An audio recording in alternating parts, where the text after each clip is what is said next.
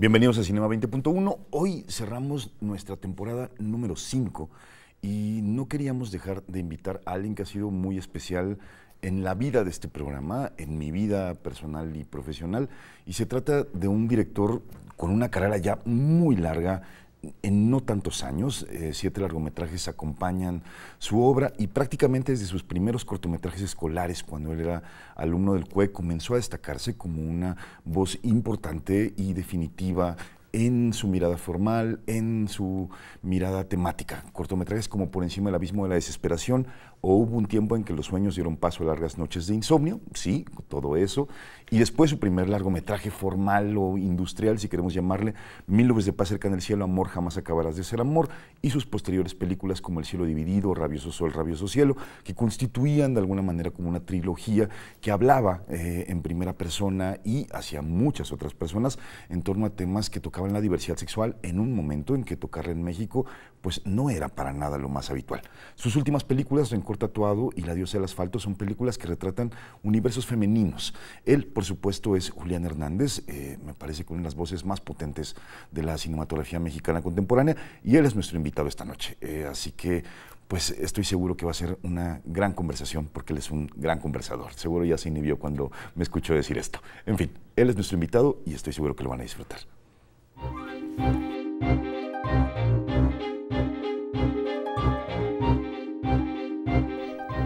Julián, muchas gracias por venir. Es un poco curioso entrevistarte.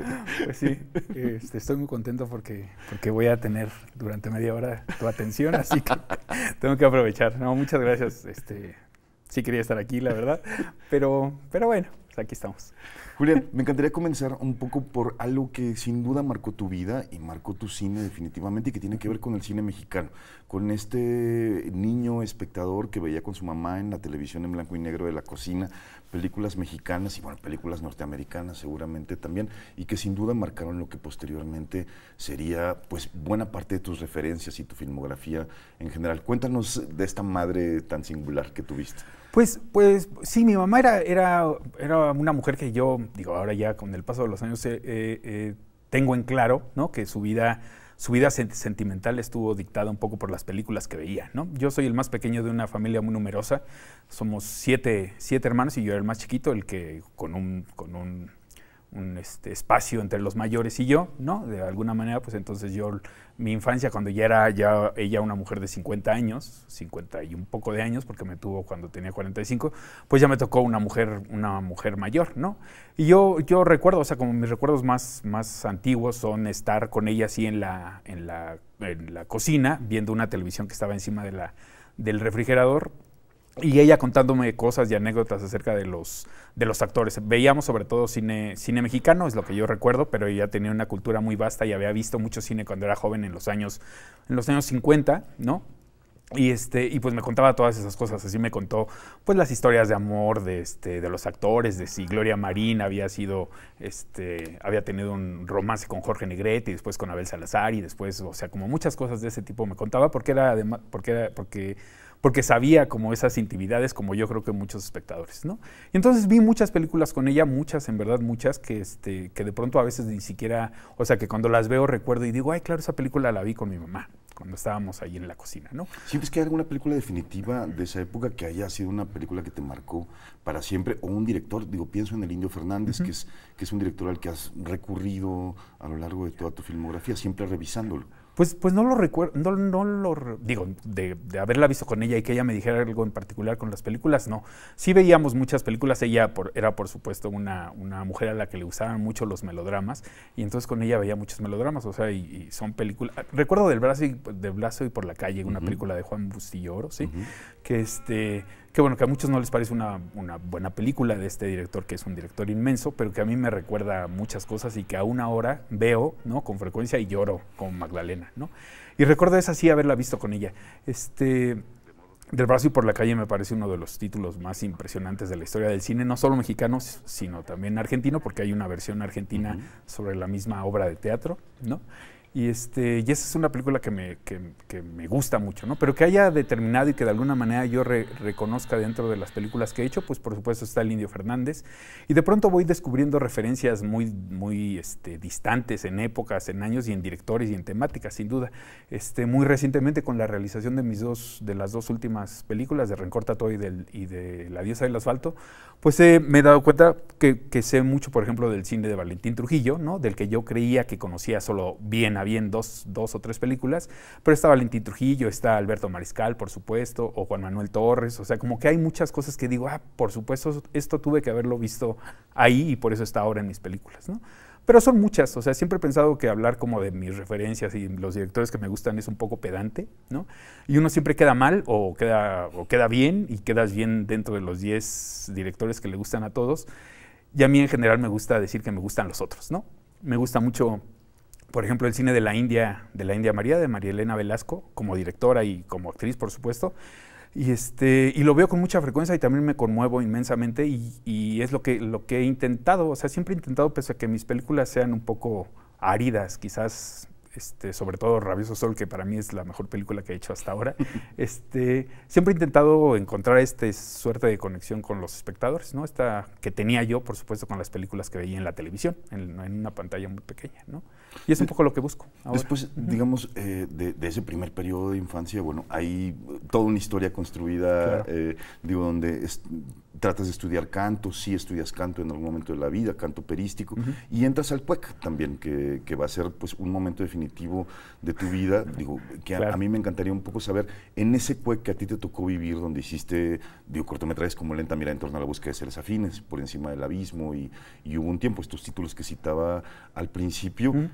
¿Qué atmósfera de CUEC vivías? ¿Vivías un momento que te permitía esta experimentación formal que a ti siempre te ha importado o no? Pues en principio no. Yo entré al CUEC sí porque intenté, cuando estaba todavía en el CCH, en el CCH Sur, intenté entrar a estudiar música. A mí siempre me ha gustado cantar y siempre cantaba por todas partes. Alguien en mi casa dijo, deberían aprovechar que ese muchacho canta también y como que tome clases de canto, ¿no? Entonces intenté, ya cuando estuve en el momento justo para decidir qué carrera quería estudiar, dije, pues voy a cantar, ¿no? Al fin que me la paso cantando todo el día y me gusta mucho cantar, pues voy a estudiar canto. Fui a hacer unas preguntas ahí, no sé qué habré preguntado, quizás era yo muy tímido, verdaderamente tímido, y quién sabe qué habré preguntado, que me dijeron, no, ya estás muy grande, no, olvídalo. Seguramente entendieron que quería yo ser concertista de algún tipo. Había leído que la carrera se llama cantante de ópera y concierto, y entonces algo así de haber preguntado, y me dijeron, no, ya estás muy mayor, ¿no? Entonces así yo medio deprimido, dije, ¿qué es lo siguiente que más me gusta después de la música? Y dije, y recordé que me gustaba el cine y que en alguna ocasión había ido al CUEC cuando estaba en Adolfo Prieto y dije, bueno, pues voy a estudiar cine, ¿no? Hice un examen al CUEC y sorpresivamente me quedé, porque todavía hoy no sé por qué me quedé, porque recuerdo haber contestado unas cosas no absurdas, sino que ya vistas a la lejanía pienso que eran un poco ridículas y naifs, ¿no? Y todos eran muy payasos y muy sangrones ahí en la comisión, como siguen siendo de pronto un poco. Pero el primer año me lo pasé verdaderamente mal, o sea, verdaderamente mal. Yo quería renunciar porque bueno, tenía un maestro que no es que me trajera entre ojos, porque yo creo que ni siquiera existía para él, pero cuando de repente me hacía yo patente de que ahí estaba, o sea, recibía todo su desprecio y lo recibí durante muchos años, ¿no? Pero me la pasé mal ese primer año y afortunadamente era un año en el que Jorge Ayala Blanco había pedido su año sabático y entonces no me dio clases. Y entonces yo tenía una serie de maestros que eran buenos maestros, ¿no? Algunos no tanto, pero que me desanimé profundamente y dije, yo me quiero ir de esta escuela. O sea, todos los cortos que hice los tiré. O sea, recuerdo que de las evaluaciones salía yo y con la copia la tiraba al bote de basura. Jorge Hernández, el famoso Monero Hernández, recogió uno de esos y según él lo tenía guardado, ¿no? Por ahí.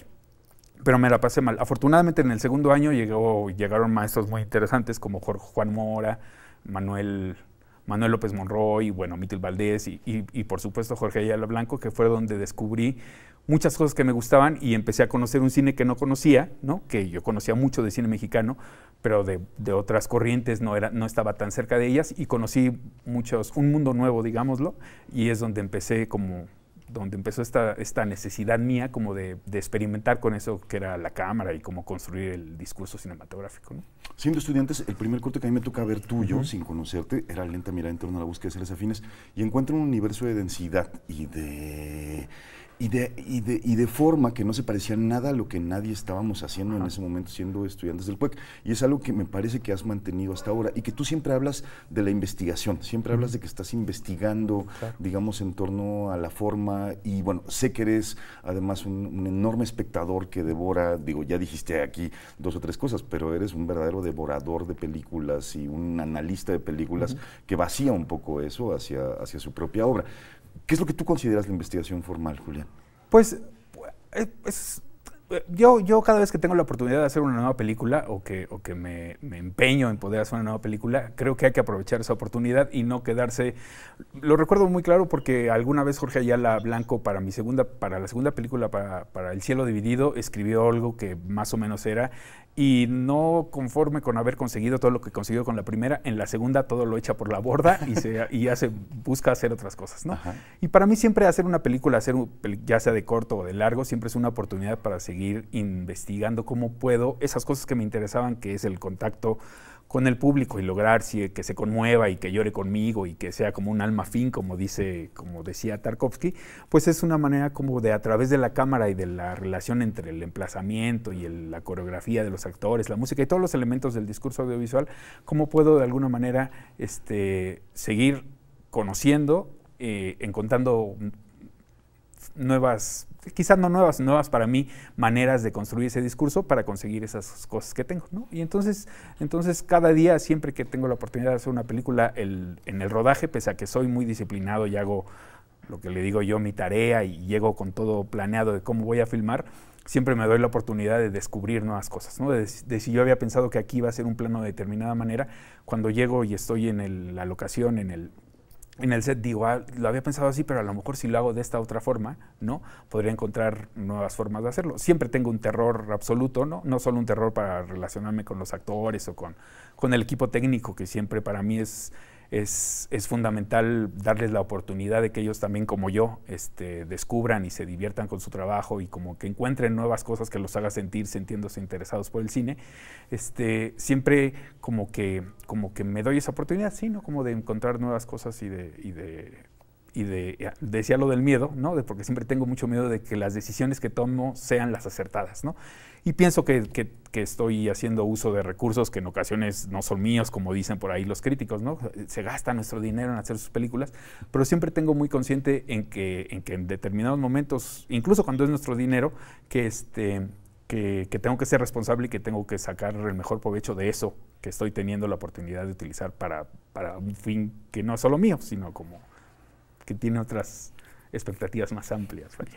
Pues ahí está, una primera ojeada al universo de Julián Hernández, director de películas como 1000 nubes de paz, El canal Cielo Amor, Jamás acabar de ser amor, El cielo dividido, Rencor tatuado, etc. Vamos a una pausa y regresamos para seguir platicando con él.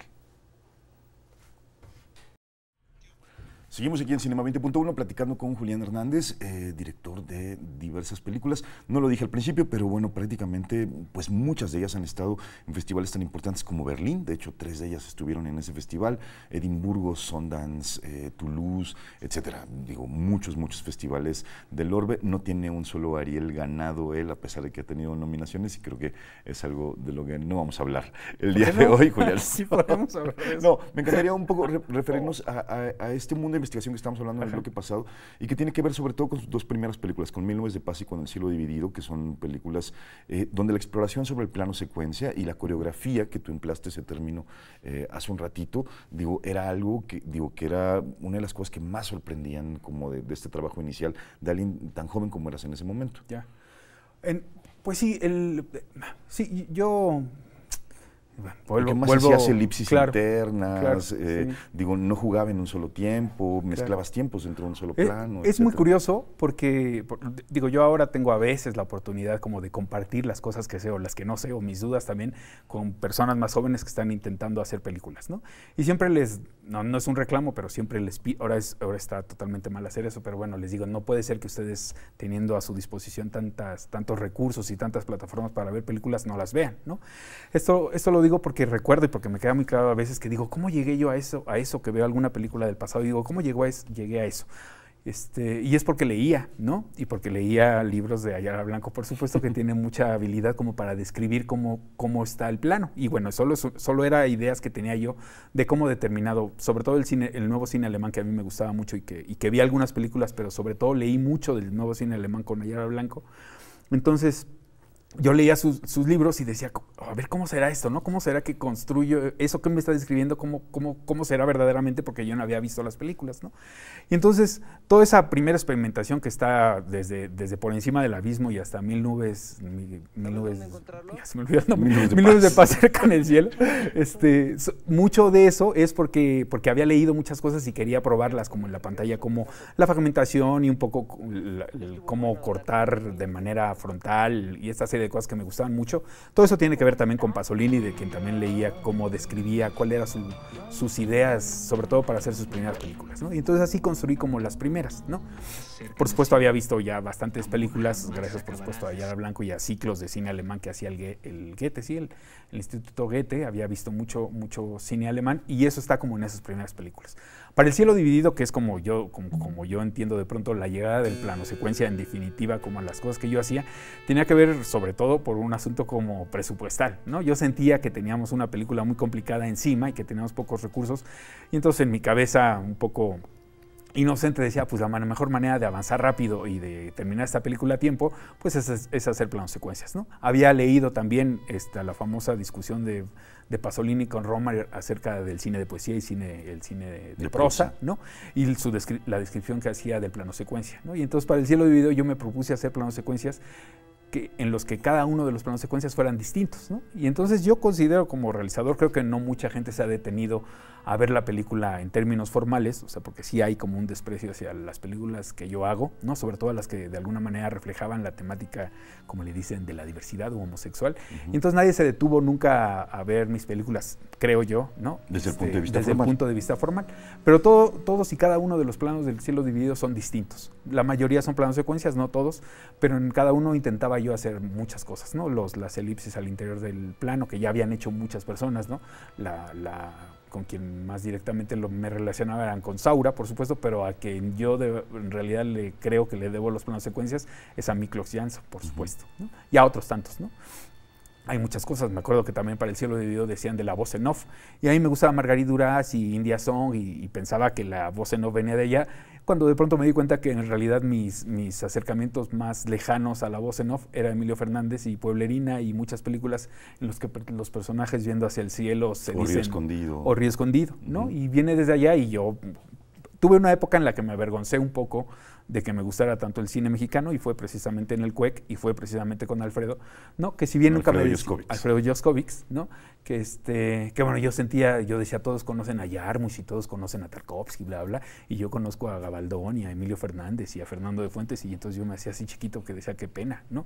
Y no conozco todo lo demás. Después ya me pareció, gracias a Alejandro Pelayo, ¿no? Que alguna vez llegó y dijo, ¿quién ha visto el final alternativo de Vámonos con Pancho Villa? Y el único que lo había visto en una función, en una televisión con mi mamá, en la cocina había sido yo, ¿no? Y entonces dije, pues así, ahí sí ya me sentí con él y con Ariel Zúñiga, que una vez llegó a darnos una clase de realización, que yo creo que es la mejor clase de realización, 2 horas que he tenido en mi vida, fue con Ariel Zúñiga, y aprendí muchas cosas, ¿no? Y de ahí vienen todos esos intereses como por la forma, ¿no? Acabas de decir algo que me llama la atención. ¿Sientes que tu cine no ha sido visto en realidad de la mejor manera, sobre todo porque tus primeras películas tienen que ver precisamente con el retrato, sobre todo de jóvenes homosexuales, citadinos, etcétera, y que todo el mundo te puso una etiqueta de cine gay, sí, y así se distribuyeron tus películas? Sí, yo creo que incluso ahora como que la gente igual le sigue haciendo un poco y dice, sí, Julián, durante muchos años me molestó un poco, no debo decir que me molestó en realidad porque no me molestaba en absoluto,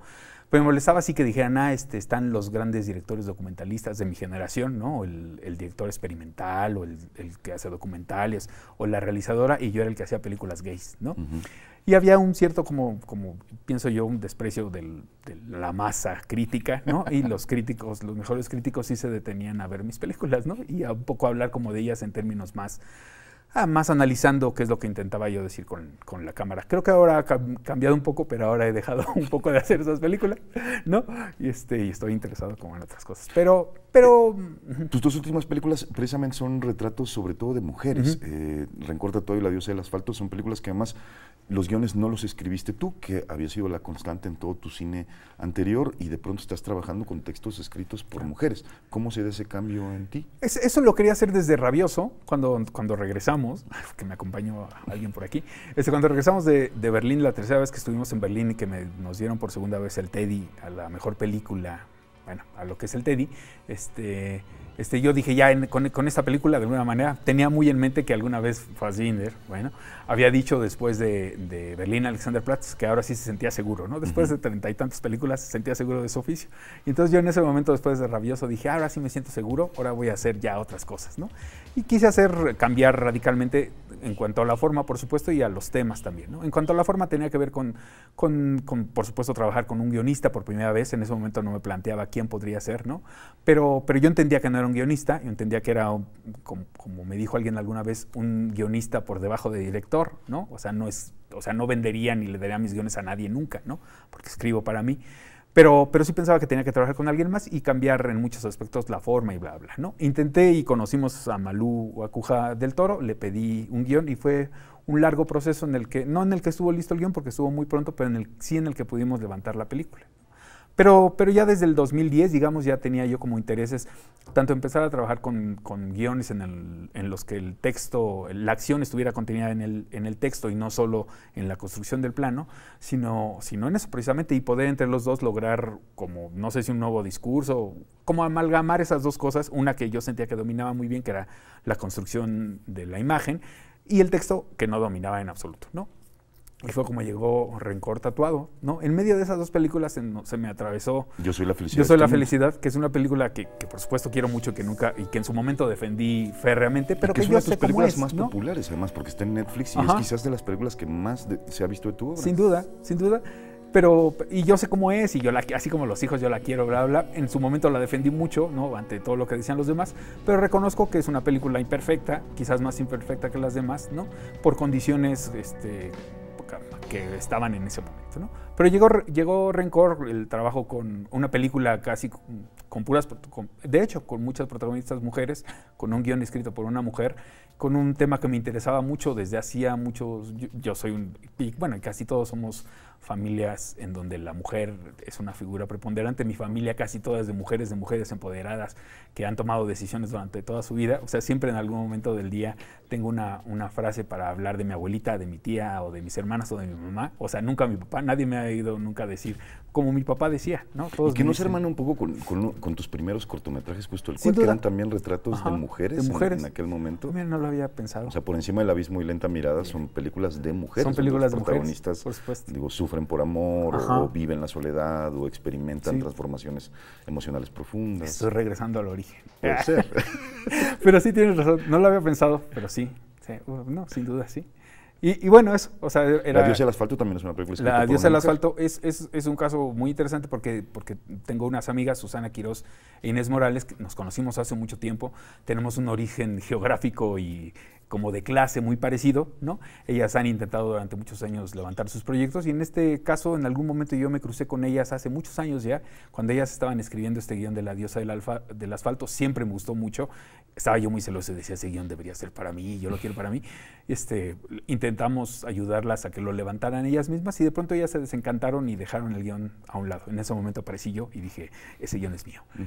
Y sí, o sea, es un guión en el que de alguna manera he podido, y una película en el que de alguna manera he podido como vaciar todo este amor por el cine mexicano, por una clase, por una etapa del cine mexicano que es menospreciada por muchos. O sea, por este cine, ¿no?, de Valentín Trujillo que por decías, Gilberto Gascón, de Gilberto Gascón, Ismael Rodríguez Jr. Por supuesto, de todos esos cineastas que quizás alguien no se detendría a hacer un estudio sobre ellos.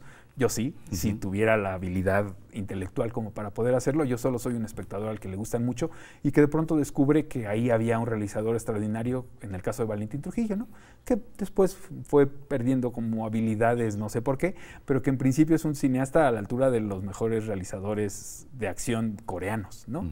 Y que nadie lo ve así, o sea, lo ven así como lo ningunean. Claro, digo, ya quisiera yo tener con todas mis películas, juntar el número de espectadores de un día de una película de Valentín Trujillo, ¿no? Pero bueno, y en esta película he tenido la oportunidad de hacer eso, de hacer una suerte como, no de homenaje ni nada por el estilo, sino como de reconocimiento. Alguien que vio hace muy poco la película, que se la mostré, me dijo, ¿pero no tiene miedo? Y yo decía, ¿por qué miedo?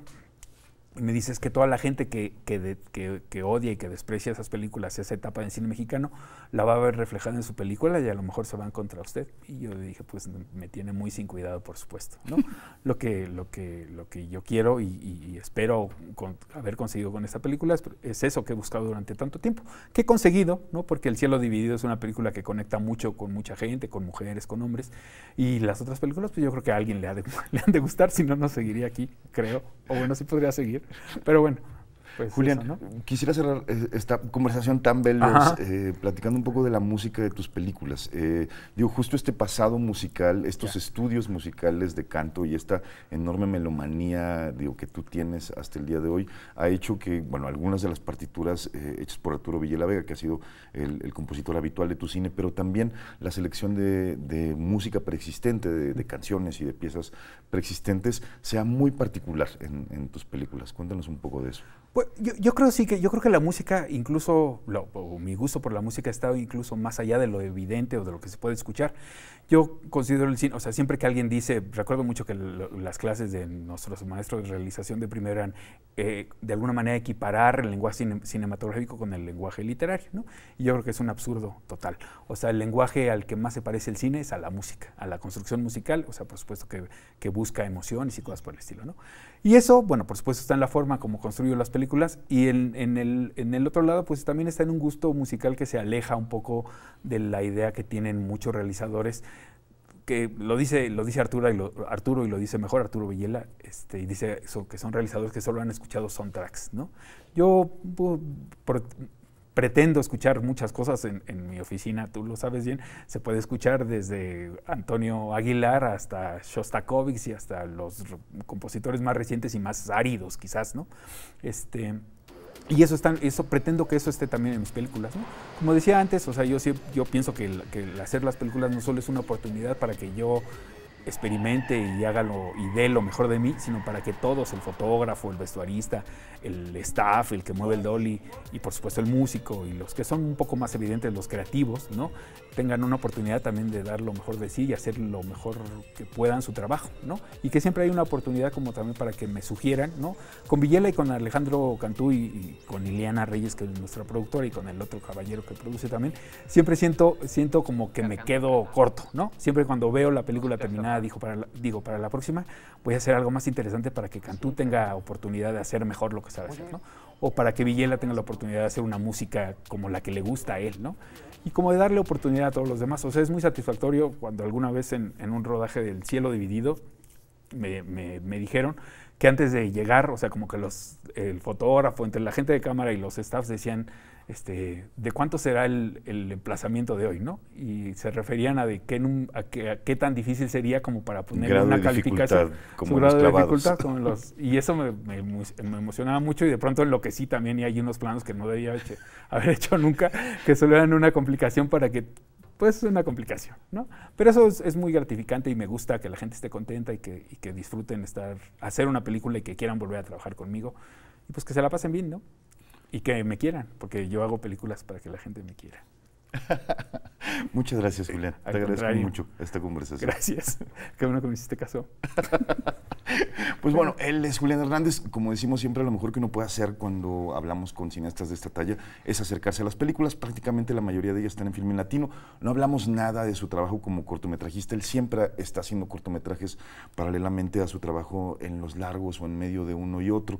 Y bueno, también su trabajo en el campo documental, que aunque es mucho menos conocido, también existe por ahí. Así que bueno, ahí está. Mencionamos Netflix, mencionamos Filmin Latino, está en DVD, etcétera, etcétera. Y bueno, ya que este programa se acaba y esta temporada se acaba, no queríamos también dejar de agradecer a la gente que lo hace posible, a todo el equipo de TV UNAM que está aquí semana a semana con nosotros en audio, en el video, en el máster, etcétera, etcétera. A todo el personal de aquí que encabeza Iván Trujillo, Juan Carlos Saavedra, Saúl Salgado, muchísimas gracias de verdad por hacer posible la aventura de Cinema 20.1. especialmente a mi querida Gina Cobos, productora de este programa, a quien le debemos pues muchísimas cosas, no solamente los que lo hacemos, sino seguramente ustedes como espectadores que lo ven. Así que gracias también a ustedes por estar ahí semana a semana o viéndolo en el internet cuando se lo pierden aquí en vivo. Así que pues muchas gracias y gracias por acompañarnos en este cierre de la quinta temporada de Cinema 20.1 y esperamos vernos muy pronto. Hasta luego.